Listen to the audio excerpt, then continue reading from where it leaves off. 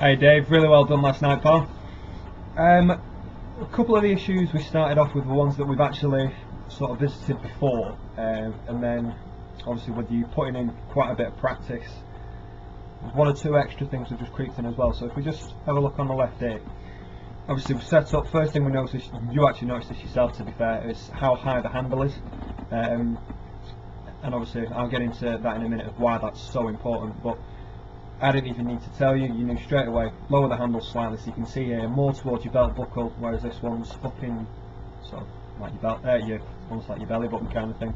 So if we just take this back, you notice P1 to P2 straight away, hands come away, and the club's starting to roll inside. Now, as I mentioned about your hands at setup, if you start getting them a bit high, it sort of encourages that rolling of the left wrist.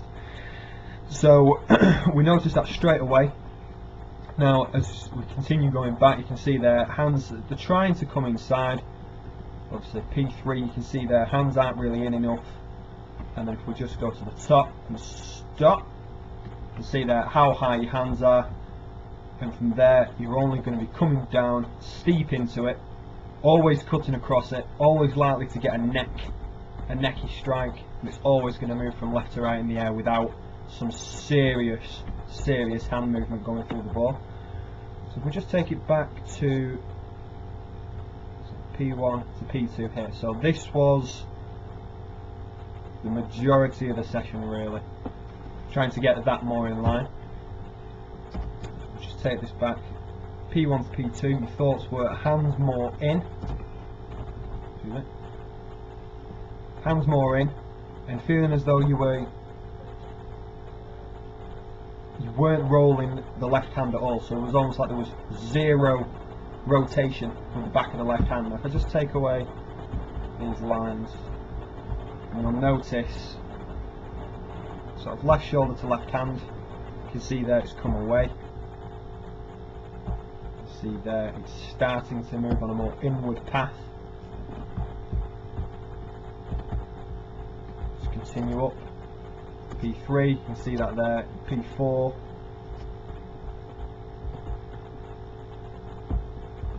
hands too high, you can see there, P3, hands working in massively more than we were.